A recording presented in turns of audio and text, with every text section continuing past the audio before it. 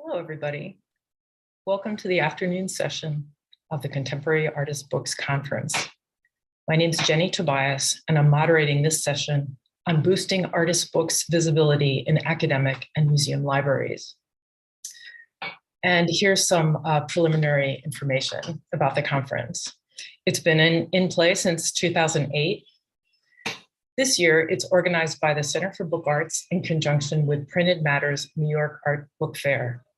We'd like to thank our conference sponsors, the Brooklyn Rail, Sorted Library, and the San Francisco Center for the Book, and Stephen Burry. Center for Book Arts and the usual in-person space of the Contemporary Artist Book Conference are on the unceded land of the Munsee Lenape people. I ask you to join me in acknowledging and uplifting the Munsee Lenape community, their elders, both past and present, as well as future generations, and the lands in which you're tuning in from. There are 5 sessions overall between today and Saturday, exploring a range of questions about artist book visibility. A link to the full program is being posted in the chat. These sessions are being live streamed on YouTube, as well as the Center for Artist Books, or as well as the page on the Center for Book Arts website. Recordings will be posted on the Center for Book Arts website after the conference. Please post any questions in the chat and I'll ask them on your behalf. You'll be muted throughout, and we recommend you also keep your cameras turned off. But please feel free to use the chat throughout the session to communicate with your fellow attendees, the presenters, and myself. We'll also be posting relevant links during the talks. So now I'm going to give you a quick overview of the session, and then I'll turn it over to organizer Emily Ha. Artist books held by institutions are often treated as venerated objects, stored under lock and key and viewable only under close supervision. But this can create barriers to visibility by limiting their physical and intellectual presence. Balancing access, preservation, and cataloging depth can end up hiding some really cool stuff. Today, 5 academic and museum art librarian colleagues are going to chat about expanding access to artist books. They're going to do this by discussing physical access, findability, and outreach. Emily Ha of the Clark Institute will speak on connecting with artists and improving database access. Marnie Powers-Torrey will discuss the University of Utah's Opening Artist Books, a searchable index of artist books terminology. Marsha Taichman of the Ontario College of Art and Design University will talk about browsable, semi-circulating artist books at Cornell. Giana Ricci at NYU's Bob's Library will discuss a fully circulating artist books collection. Wrapping it up, April Sheridan of the Joan Flash Artist Books Collection at the School of the Art Institute of Chicago will discuss visual discovery in both digital and physical spaces. I'm looking forward to this session, and I hope you will enjoy it too and participate. And with that, I'm turning it over to Emily.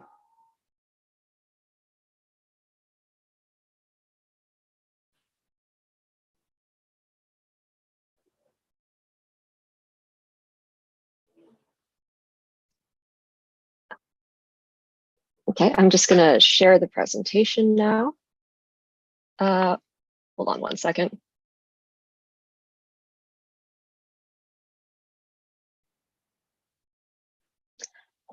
Okay, thank you to everyone for tuning in, and thank you especially to the Center for Book Arts, to Karina, and for Jenny for moderating the discussion portion of this presentation. My name is Emily Ha. I use she, her pronouns. And I am a young East Asian woman with long dark hair and black rimmed glasses. Before I hand off to our first presenter, April, I just wanted to reiterate a few of the things that Jenny just said. So the 5 of us work with artist books in library settings, 4 of us from academic libraries and 1, myself, from a museum library. And these are places where artist books are often kept behind closed doors, so to speak. So we have each done work to increase the visibility of our artist books in a very literal sense, making people aware of our collection and getting books in hands, working within and pushing against the structures that exist within these libraries. We've aimed to make this presentation in layman's terms so that hopefully everyone, regardless of your level of familiarity with how libraries works, will be able to understand and benefit from what we're saying. So with that being said, I will now pass the mic to April, who will start us off. Hi, Emily. Thank you. Hi, everyone. I'm April Sheridan. I'm the Special Collections Manager in the John M. Flaxman Library at the School of the Art Institute of Chicago. I want to thank my fellow panelists. It's great to be here with you all, and to Jenny for moderating, and thank you to the Center for Book Art. Primary collection, which I will focus on, is the Joan Flash Artist Book Collection. But at the school, we also have almost 600 linear feet of archives related to the SAIC community of performers and gallerists. The school has around 3,500 students, and over 30% are international students from over 9 countries. The library's special collections pre-quarantine saw between 5,000 and 6,000 a year, including the general public. The collection itself was built around the library's acquisitions in the 1960s of mostly Fluxus kits and conceptual books and catalogs. Now we have over 12,000 publications. For today, I'm going to our Ranganathan in 1931, 5 libraries, 5 rather, of library science to share this glimpse inside. Number 1, books are for use. As far as we can squeeze our collection of over 2,000 books into our reading room, we do. And we need to leave things open and visible on the shelves because it helps to explain the scope of work we have to visitors in an otherwise non-browsing setting. This is different from other special collections in which the reading room is separated from the closed stacks, accessible only by staff, and then it's brought to a room. But for the first time ever, but twice this year, it was brought to my attention as a criticism, not a positive thing, mostly from other professionals. And the first time during a tour of visiting our-list librarians, when there was an audible gasp, people can touch the things on the shelves, how do you protect them? And maybe we don't do that enough, as evidenced by our very hands-on policy and constant repairs and cleaning. Slide, please. But the road of explanation from zero to artist publication seems so much longer if I can't point to a zine and then to the Norton Family Murakami piece on the shelf to use as touchstones for our spectrum of works. To paraphrase Ulysses Carrion, books are spaces to move around. And we'd like to think of our whole room as a space and a playground for books. We have a variety of exercises and strategies to get students to start thinking about these spaces of publication, these spaces of reading, writing, and looking. And we're trying more to use embodied learning techniques.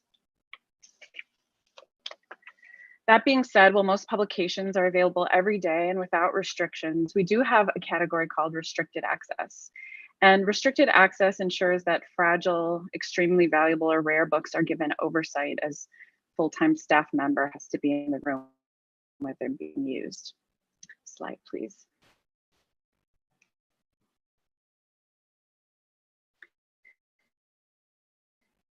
Thanks. Most special collections librarians I know try to bring more people into collection. We have sort of the opposite problem, as we're a little overwhelmed with visitors, especially at the beginning of the semester. Schedule creates a lot of wear. One reason why we don't always purchase of a kind or super rare and expensive pieces. We have no dedicated conservation staff at all, although I have many years of bookbinding experience and have some conservation experience. So whenever I get a chance to clean up books or repair random strings and threads holding them together, I can do that. Slide, please. So we have really high daily traffic, but no circulation out of the room except our Z to Go collection, which is a collection with the collection library and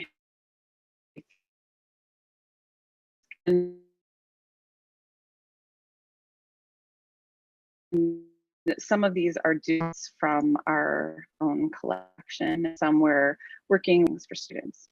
Slide, please. 2, every person their book. So we maintain a responsive system for acquisitions, and we really try to support and amplify many different voices by purchasing really widely. And can it slide again too? For example, we have books in over 63 different languages that reflect the international character of the school. While the librarian and curators over the years, including Doro Burma, have all independently acquired books and researched them, we also heavily rely on student, staff, and faculty input.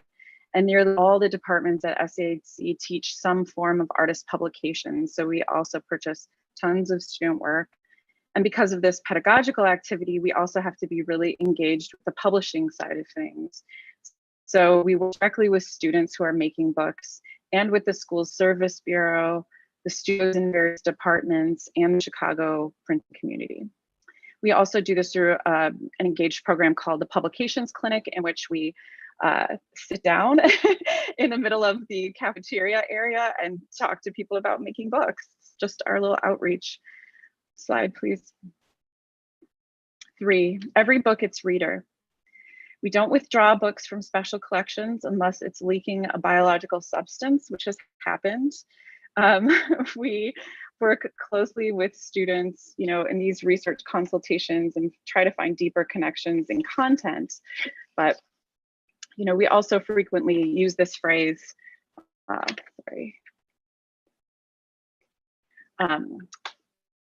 partnership between form and content to describe all the works in our collection and should try to encourage students to use that as their guiding force.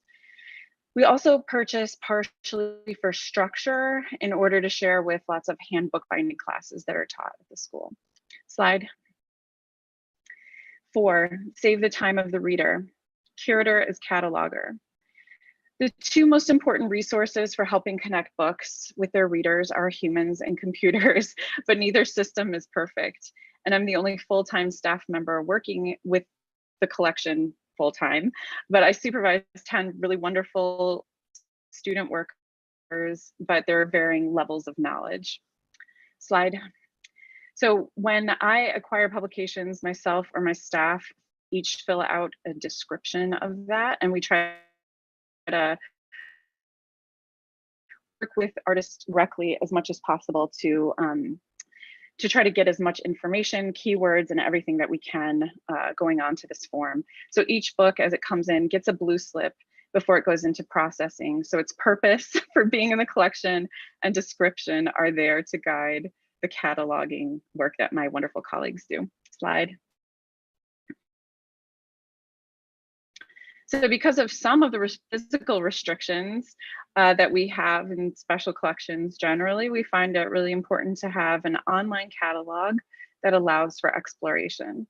6 years ago, before my time there, we switched from Content DM to Islandora, and then this past year upgraded to Islandora 8, which in the midst of a staff switch didn't go so smoothly, and we're having some search functions right now. For example, we used to really love to search by publisher, and we're working on that to have that back up soon, but that was a really great way to explore, especially since some of our classes are now teaching research through these different publishing houses, especially RISO publishers. So these changes affected all the users, especially our staff, but it's giving us a new sense of what can be done, and it's going to be great someday. Slide, please. 5, the library is a growing organism. This brings up my last 2 points: space for collection growth and responsiveness to our audience and socio-political context at large. The curators of the collection have always felt a necessity and a responsibility to acquire publications from voices outside the mainstream. That's just the nature of artist books, right? But we also do have an ongoing dialogue with our students, our readers, people who visit the collection, and we do try to preserve that as much as possible as well. So criticism that we receive for having certain books often evokes like conversations that happen around why we have them, why we keep them, and other issues. Slide, please. And finally, space isn't just a metaphor, but it's a place to move around. And I know a lot of fellow special collections librarians are facing similar issues with just running out of room. And I once read it's just an anecdote from a library architectural standard that collection growth should be planned for about 10 to 20% a year, but how long, how many years to do that for is up to that architect, right? So some of our archives now are offsite storage, but all of our artist books are either on the room or on the floor rather. But we are still buying stuff. This is our last drawer in the room, so we'll have to get some new storage soon. But as you know, the field of artist books is continually expanding and growing, and we're trying to keep up with that as much as possible. And I am out of time, so I'm going to leave it at that. Thank you so much.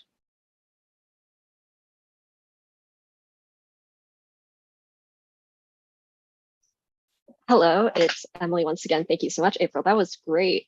That title should say with standardized terms, but anyways, so I'm going to be giving a brief blurb on increasing the artist book's visibility with standardized terminology at the Clark Art Institute, which is where I work in Williamstown, Massachusetts. My job title is Library Project Specialist in Artist Books, and my job was created as a one-year position funded by a grant from the National Endowment for the Humanities, specifically to try and put more of a spotlight on our artist book collection. At the Clark, anyone can make an appointment to see any of our artist books. However, a lot of people just don't know that the collection exists or what we have in our collection. So my main job role is trying to correct that. Whoops. So a little bit of a primer for those unfamiliar with how library cataloging works. Library catalog records contain information that make a given book findable for those to whom the book would be useful. So this is what I have here as an abridged example of the record for Richard Long's book, Paper of River Muds. At its most basic, a record could just be the title, author, publisher, and how to locate the book within the library. So that's that top panel right there. But library records can also include several other types of information, including terminology or notes that describes the intellectual content or the physical format of a book. And with artist books, it's these last few things that are often most helpful for people that are trying to browse the collection. Unfortunately, sometimes catalog records are missing some of this information. There's a few reasons for this. One example could be that a cataloger may not know the specialized terminology needed to describe a given book, and they may not have time to do a deep dive and find that. So that's where I come in. My job is structured so that I have the time to do that. One of my main job duties is to go through the artist books one by one and record information about them in standardized terms. The fact that these terms and their definitions are standardized is very important, both within a library and because libraries often crowdsource information with each other. So as a very simplified example, I have pictured here an image of Julie Chen's book, Cat's Cradle. It is a book that opens 360 degrees in the round. And if every cataloger at my library uses the words carousel book to describe this type of book, but I use the word star book, someone trying to do a search in our catalog may miss the books that I've cataloged because I did not adhere to the standard. So in order to avoid that happening and ensure that we all use the same language, there are thesauruses dedicated to cataloging terminology that people essentially cite when they are cataloging. The problem is that the vocabulary used to describe artist books can be very niche, and these thesauruses collectively have millions of terms covering every subject that you can think of. So for example, the Getty maintains a thesaurus of art and architecture terminology called the AAT, and they alone have about 500,000 terms. there's ways to search for what you need and sift through the terms that are in a given thesaurus, but it still can be quite a daunting task. So then what I've done, using SAIC's digital library of artist books as an inspiration, thank you, April, I identified useful descriptive categories for artist books, such as binding style or material content. And then I combed through a few different thesauruses to curate my own standardized controlled vocabulary. And then I use this vocabulary to describe the books that I work with. So this color-coded image here is an example of some of the vocabulary that I have chosen to describe bindings. I have the term, I've linked it to the thesaurus it comes from, and there's often a definition at that link. And then I've indicated which thesaurus that is with the letter code next to it. So you'll see a lot of AAT, again, that's the Gettys. On top of these terms, I also write brief descriptions for each book to make sure that all of our bases are covered in terms of searchability.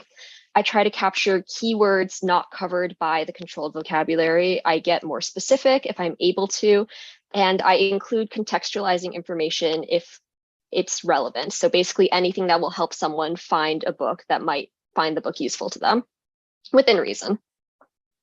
This information isn't publicly viewable yet, as the Clark is currently changing software and adding software on our back end. So we're not quite sure what we'll be working with yet. But the idea is that this information may be integrated into existing catalog records, like the record shown at the top of the screen, and may be put into its own separate database just for artist books, or we may do both. So right now I'm just building up this store of information in preparation for when we're able to make that decision. So this little middle section here is an example of the vocabulary that I use. This is in a program called Airtable, and I've basically created different columns for different categories like materials, binding, production method, and then using the predetermined list that I have, I tag each item.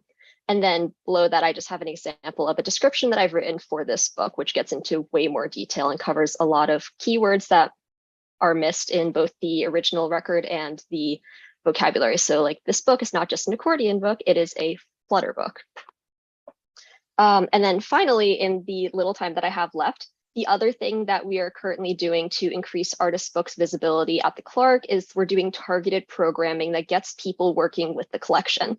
So one initiative that we've done this year with the help of our education department is setting up visits with Mass MoCA's short-term artist residency program, Assets for Artists. Each session, the artists have an opportunity to visit the Clark, tour the library, tour the museum, and experience a hands-on book talk with our artist books.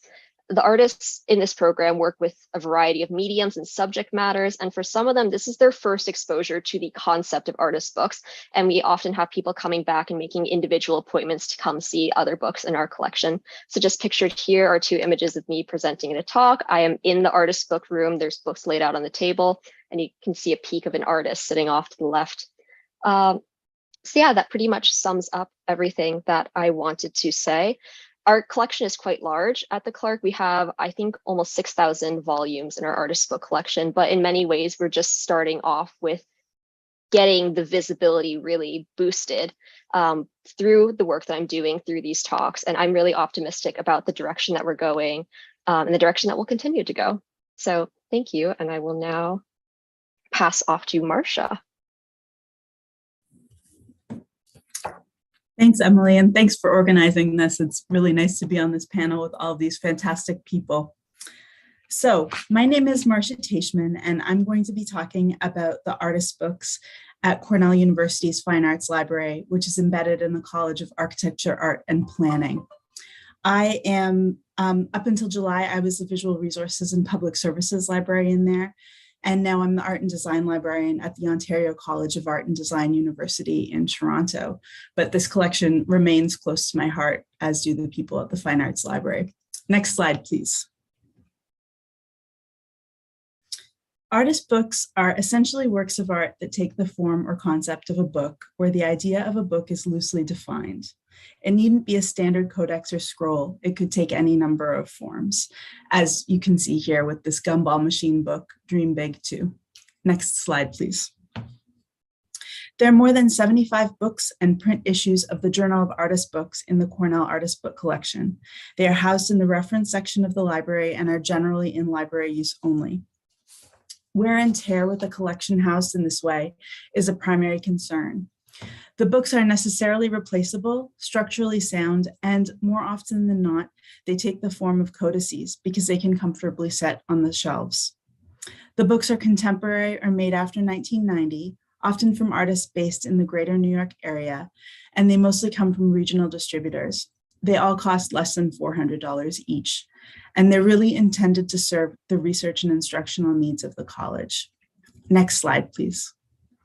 We also have some fantastic books from Indian book artists and Indian children's books as well, because one of the curators from Kroc Asia wanted the books that she bought to be housed in the artist book collection so that they could be more open and available than the ones in the rare and manuscript collection. So that's been a real boon to the collection. And I wanted to just briefly talk to you about some things that crossed my mind when creating this collection, or that I learned from creating it. So next slide, please. Is the collection responding to actual needs is a really important consideration. So the rare and manuscript collection at Cornell has many, many artist books and fine press books that are available to the Cornell community and beyond. The opening hours of the rare and manuscript collection are by appointment only, and exclusively between 9 and 5 Monday to Friday, when faculty and students are often in studios. So creating this collection was a way for the population at AAP in the college to see artist books, which are the subject of numerous classes. And there are a lot of students also making artist books as part of their practice and production. The other consideration was that we had faculty members who wanted to borrow books from the rare collection that were unable to for exhibition purposes. And although our books are mostly in library use only, we have definitely included them in exhibitions, which I'll talk a little bit more about at the end. So next slide, please. Finding consistent funding took a little while to figure out for Cornell, but at this point, about $5,000 has been allocated from an endowment to fund this collection annually. In the past, purchases were really responsive to faculty needs, or also at the end of the fiscal year, when we were trying to buy things out of the art budget before we lost that funding, we purchased artist books at that time. But it's not just the cost of a book itself, it's really all the things that go into it, like processing and cataloging and housing the book and caring for it. So all of that money has to be factored in when you're purchasing things as well. Next slide, please. When we were being involved with processing and cataloging is key.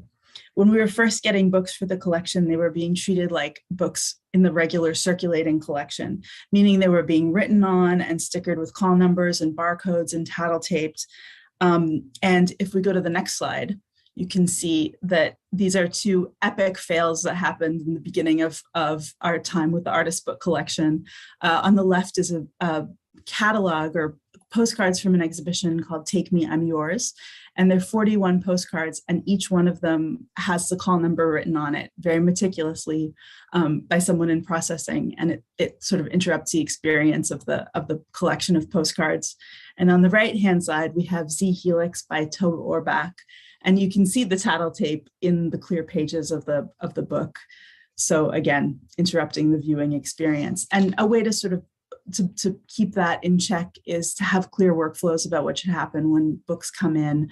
I would look at all of the books before they were processed and try to minimally intervene with things like call numbers, because when books are in the open stacks, these are real considerations. You still need to mark the books up, but trying to do it in a minimal way is really advantageous.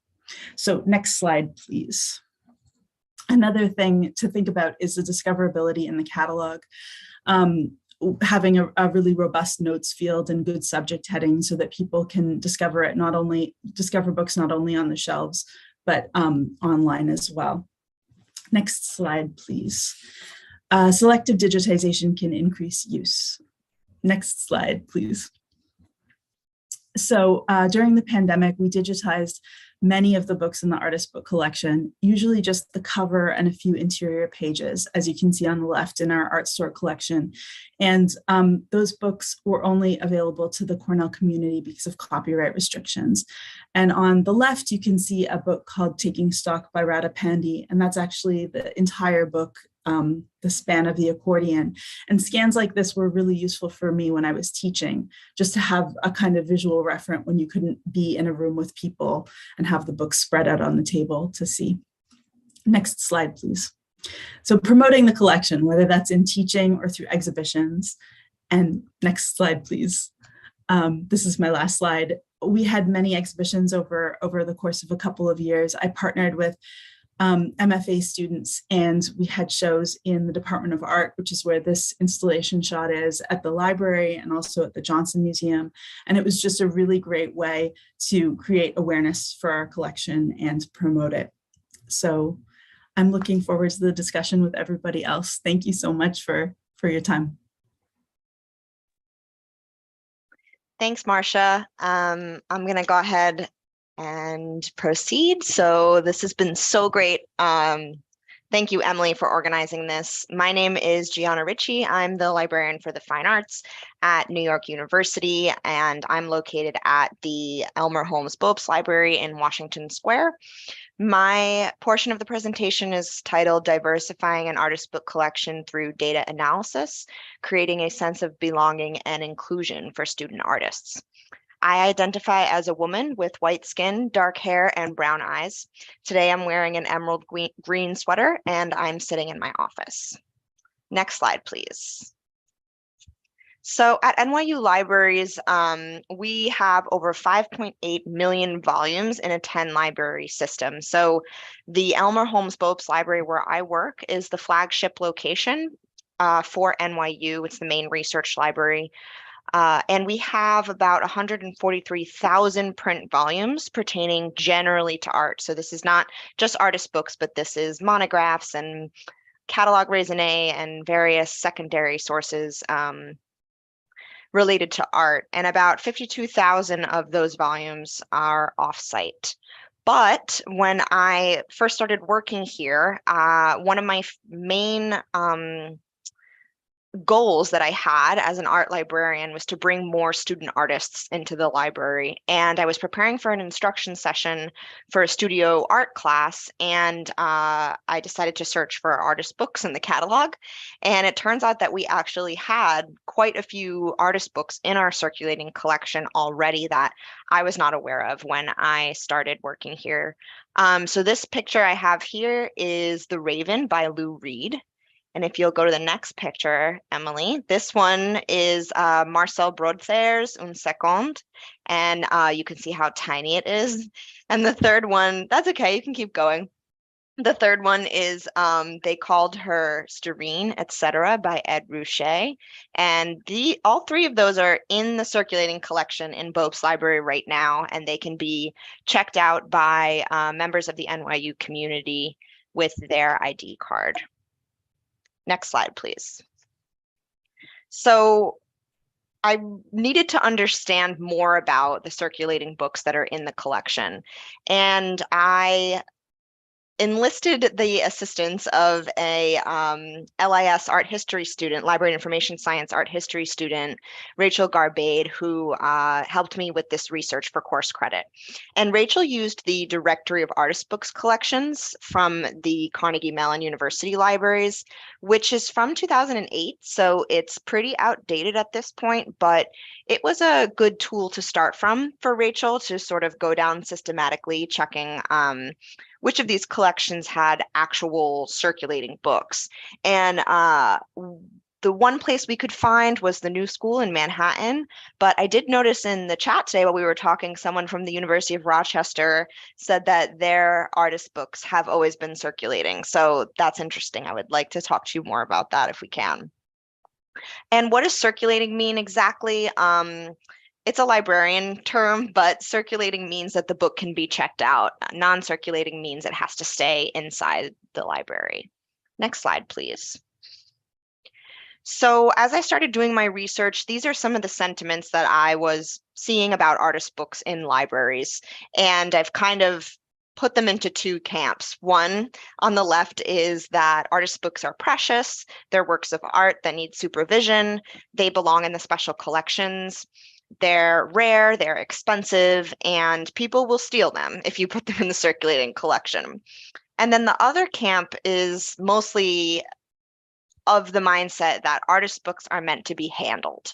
Artist books they should be easily accessible, they should be widely circulated, they are supposed to be affordable, they're supposed to exist in multiples, and there are many other types of expensive books in libraries and they don't always go missing. So, and it also doesn't always prevent us from buying them. And next, I like to make the argument that all of these statements are true. I don't think they necessarily have to be mutually exclusive. I think artist books can be a very unique bridge between student artists and academic research in libraries. Some, in my opinion, do belong in special collections. Some do not. And I think that these two camps can work in tandem to make sure we have both a high level of preservation and a high level of access. So my intent is to expand the subset of this collection to bring more student artists into the library, create a better sense of belonging for them, and make them feel like there's something in the library for them. Next slide, please. And this is just an example of one of those books that I think can do that. And this is titled This Is For You by Rob Ryan. And you'll see it's talking about, it's a letter to the reader. And if you'll go to the next picture, please, it's even further saying, and then for the first time, I began to feel very alone, with a depiction of a cityscape. And these are the types of things that I think our students at NYU would really identify with. Next, please. So some of my research questions listed here. How do I start adding to this collection in a responsible way? I didn't want to just start randomly purchasing artist books that I liked based on my own preferences. I went into this with no collection development guidelines about how or why the artist books that were already in our collection were purchased. So I started to think, how many are there? How are they described? Sort of doing an environmental scan first before I started purchasing any more. And I had a hunch that the majority of the artist books in our circulating collection were going to be by white men with a Western, from a Western publisher with a Western focus. And I wanted to make sure I collected data to back up this hunch that I had. So hopefully it can help me to make more informed decisions that center inclusion, diversity, belonging, and equity. Next slide, please. How do I get these answers? Next slide.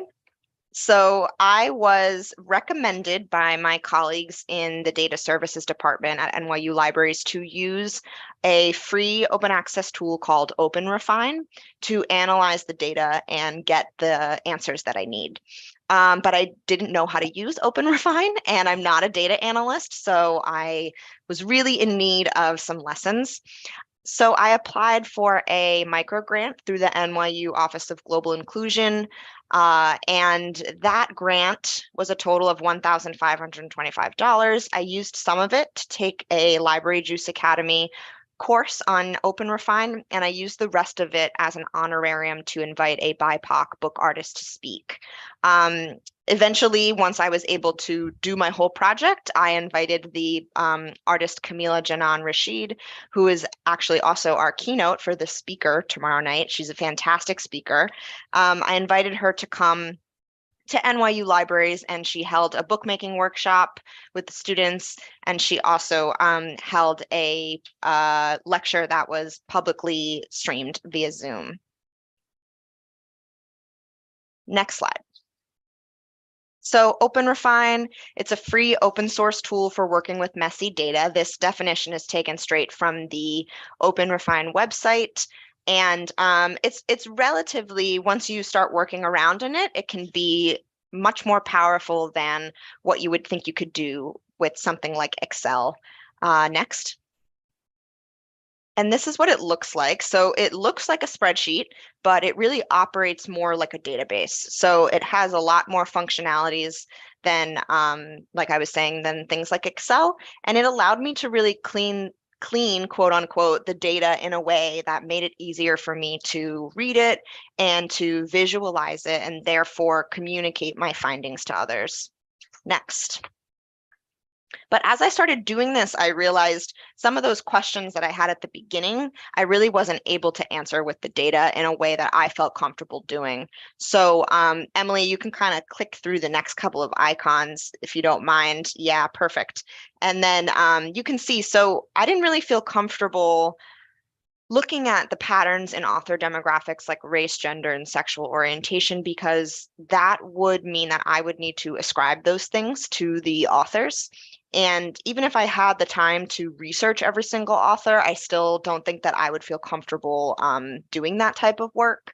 And then the same for what types of subjects do the artist books cover? How would I do that in a standardized way? I would be, since our standardized language for libraries often falls short of what we wish that it would explain to folks.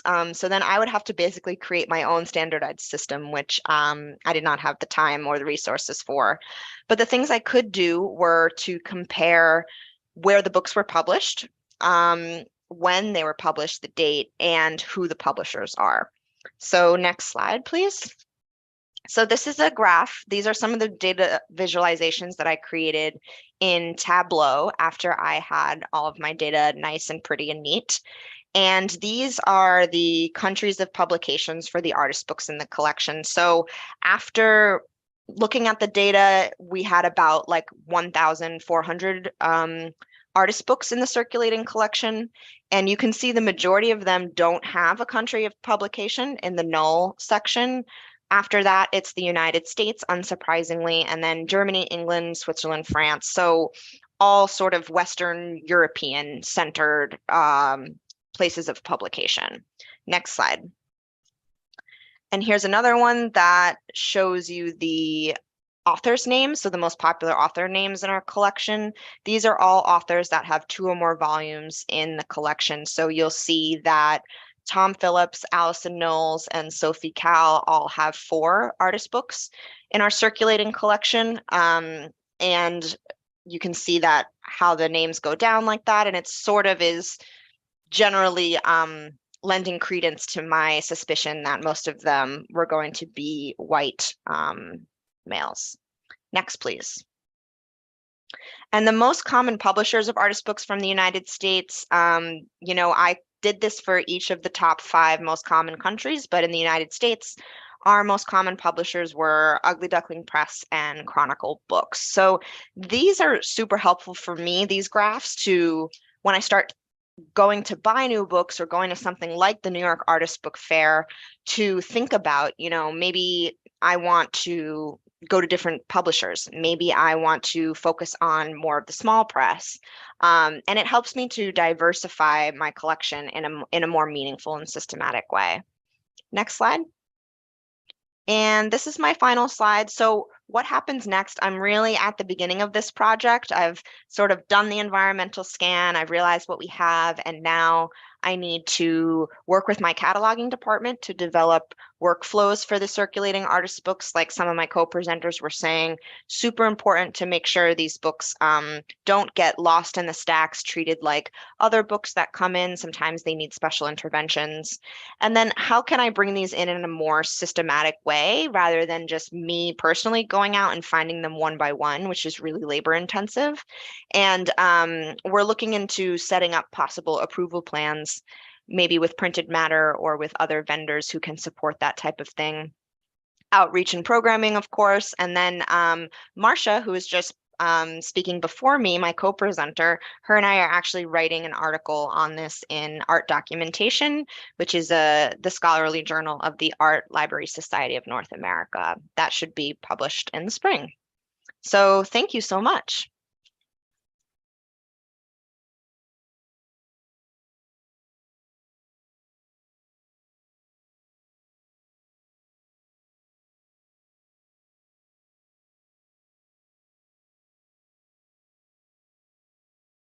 I'm unable to start my video, but can everyone hear me? Yes. Okay, great. Thanks so much. I'm Marnie Powers-Torrey, and I'm a white woman with graying brown shoulder-length hair, wearing a blue top and purple jacket, brown framed glasses and headphones, and my background is blurred. I'm really grateful to be in conversation with all of you today.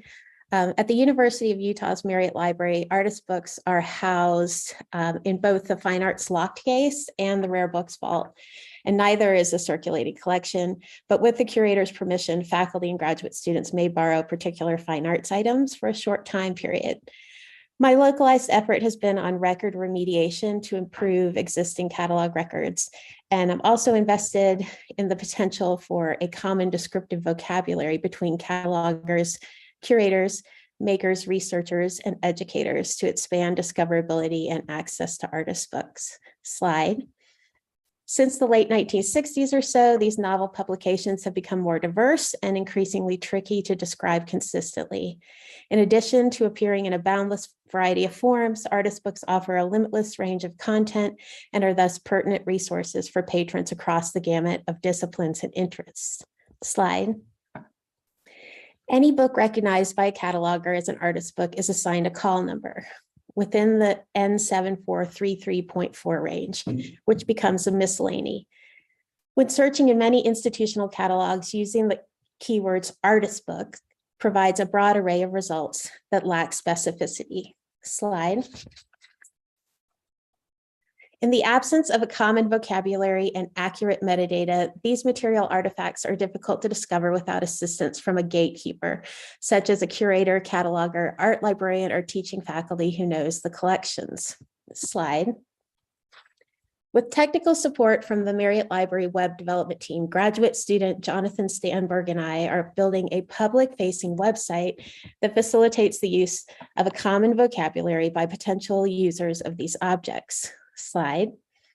Another anticipated outcome of the website is refined descriptive language in makers colophons, building upon the approved vocabulary used by catalogers. In turn, we hope that approved vocabularies might expand based on makers language as innovations are made in structure and in methods. Slide. Even frequently used contemporary book forms are referred to inconsistently. This structure, for example, might be called an oxplow book, a boostropheden, or a snake book. Slide. Often regional practices and innovations result in a localized vernacular that may not be used elsewhere. Slide. There are also uncommon and new forms for which no descriptive language exists, and non-traditional materials and practices, as well as new technologies that fall outside the scope of approved vocabularies. Slide. Here's the workflow that Jonathan and I developed with original cataloger for special collections, Ali McCormick. You might be familiar with the artist book Thesaurus, which was developed between 2012 and 2016 by the Arliss Book Art SIG to support the cataloging of artist books. The current ABT stewards granted us permission to assimilate their data and encouraged our linking to their site. Slide. Through the record remediation process, Jonathan and I identified necessary terms to accurately describe the artifacts. We also identified additional creators who weren't credited in regards to their role in production, as well as additional appropriate subject headings, which are often lacking in artist books records. The OAB website focuses on genre terms related to production method, artistic approach, materials, and book structure. Slide. We began by matching terms in common use to approved cataloging vocabulary and examining the scope notes for approved terms to evaluate their specific applicability to artist books. Slide. Here's the data set behind the website. The goal of the project is to group source knowledge and connect commonly used language with controlled vocabularies, and to encourage the use of this tool by catalogers, makers, and researchers. Slide. We'd like to work with cataloging colleagues to propose new terms to the Getty, and we've also joined forces with Julia Leonard and Karen Karsha at the University of Iowa, who are developing the Book Arts Research Database, a digital tool that facilitates consistent cataloging. We're in the process of linking data sets through the use of our complementary digital tools. Emily, could you end your screen share? And I'm just going to show the website very quickly.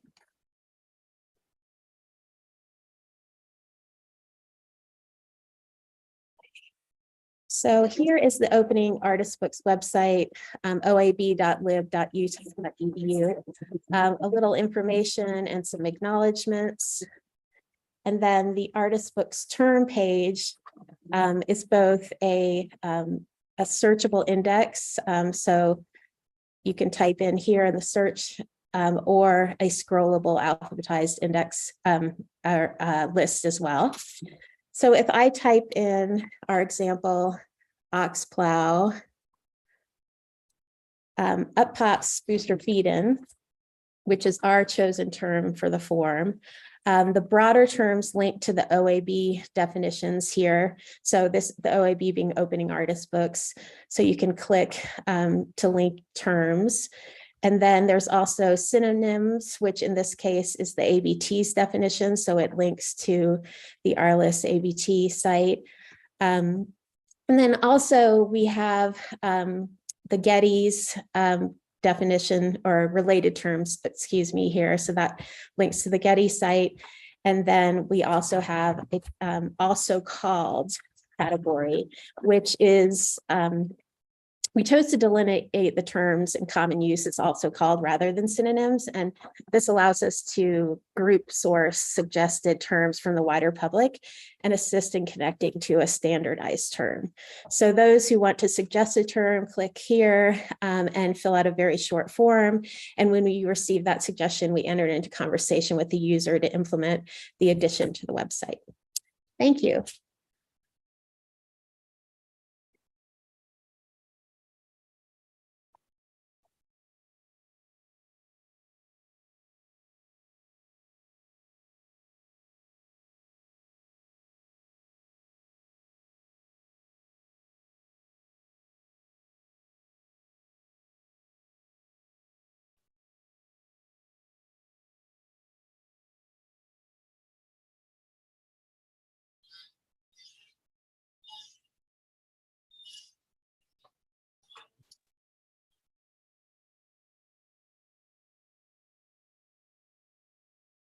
So can you guys hear me? It's Jenny here. I'm not on video right now, but I guess we can see you too, oh, you Jenny. can? Yes. Oh, that's kind of frightening. Okay.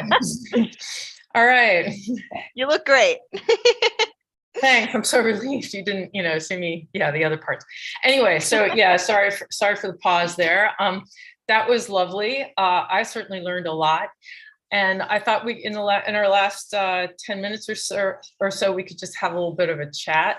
I've got a couple of comments from this live studio audience. And I thought what we heard, just as a summary, we learned some wonderful things about physical access, embodied learning, the joys and terrors of cataloging, including 2 amazing initiatives for trying to reconcile the bazillions of terms that there are for artists, the different flavors of artist books. Giana's visualizations of and attempts to do collection analysis were awesome. And we also got into a little bit of things about questions of purchasing and funding. So I was reminded of something from the first session where someone was talking about the idea of attending to the social life of artist books. And I think that's really kind of what you guys are doing, is thinking, it's so easy to get into the books themselves. But, from the moment of purchasing to cataloging, then to whatever kind of circulation you can work out, it's really this larger life of books that I think as librarians, we really struggle with.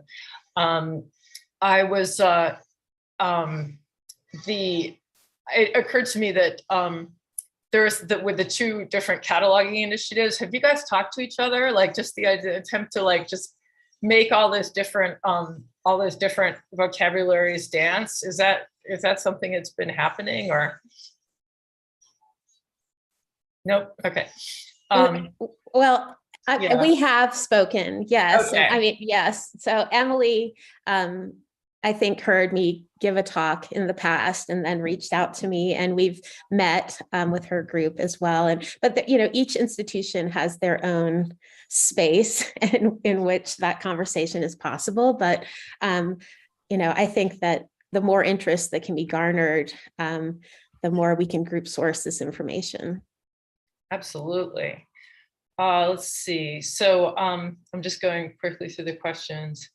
Andy asks about, first he notes that since all the speakers are situated in academic institutions, what would you like to see in terms of interaction with faculty members in ways to increase access and use? And I think that's a great question. I saw some examples of that, but let her rip. Jenny, I can start with that one. Yeah. I'll note that I do want to note, though, Andy, that Emily is at the Clark Art Institute, not necessarily an academic institution, but I understand what you're saying. For me, I think it's important that I make sure as the liaison librarian, that the faculty know that these things exist.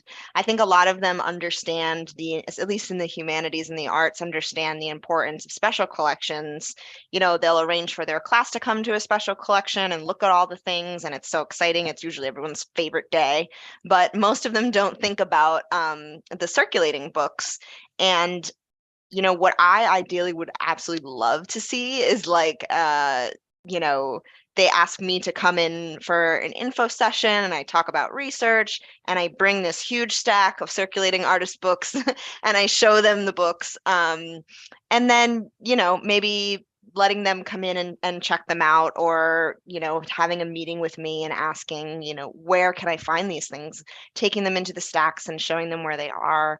I think a lot of students don't understand what the role of an academic librarian is. And I think it would be really helpful as far as outreach goes for the faculty to play some mediation there to say, this person is a professional in their field. They want to help you. They're here for you.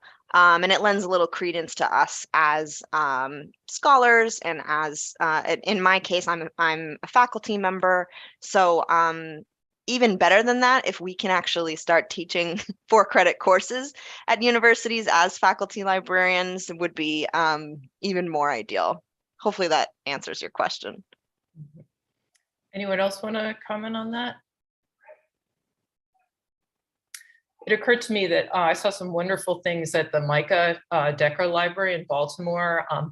Sort of guerrilla artist book marketing, like they do tabling and spontaneous artist book making classes. And as a graphic design focused institution, they had a ready, sort of an automatic in for an automatic affinity with different instructors and stuff. So there was a lot of confluence there, and hopefully a lot of success. I'm seeing somebody with a wonderful name of Diving Bell Spider talks about in-class instructions and demos, class visits, embedding artist books in the syllabus. That's interesting. Giving specific assignments. Hadn't heard of that. Let's see. Really, in terms of that, a related question. One listener asks about public access. All of us are in the slightly already hermetic world of academic and museum. Have any of you come across the issue of public access in terms of programming or other means? This is April. We are open to the public technically, the Flash collection, and we do see everybody from people who are just wondering what is an artist book and saw somewhere on like Google Maps or something. But we work primarily by appointment because we want those conversations and those relationships to be a little bit deeper. Like, if an artist comes in, we want to know what they are working on. We do a little bit of research on them as well. But to the other point earlier too, two ways we were really successful in getting so many students to us was, one, we built it in. We worked with the core program, so it's required for all first-year students to come into special collections and see what we have. We bring them into the space. We do these different kind of like book reviews and learning processes with them. And then two, we work with faculty to know what they're working on, to know what their syllabus is all about, to curate the selections that come in. And then that includes, you know, students are allowed to choose books that everybody gets to look at, and we can really just make those connections. Very cool. I've had a couple of other interesting comments about that, which I've now lost. Rachel Watson points out that one of the genius things about making artist books circulating is that then you can put them in interlibrary loan. And if you spend way too much time on academic Twitter like I do, like every 3 weeks, someone says like, thank God for interlibrary loan. So more power to the interlibrary loan librarians, and, you know, let's get the artist books and zines out there too. So that was something I hadn't really thought of. Let's see. Jenny, can we take a second to say like what that is to folks sorry. that might not know in the Why don't audience? you go for it? You can probably explain it better. Oh no, I don't know about better, but I'll try. So interlibrary loan is sort of it's a magic system, honestly. Many libraries participate in this system where essentially if our copy of a book is checked out or missing, we can ask another library that has it to send it to us for free. So the idea is, you know, not every library can collect every single thing. And if it's one person per one book, every reader, their book, right? Then that person is kind of keeping it and preventing others from seeing it.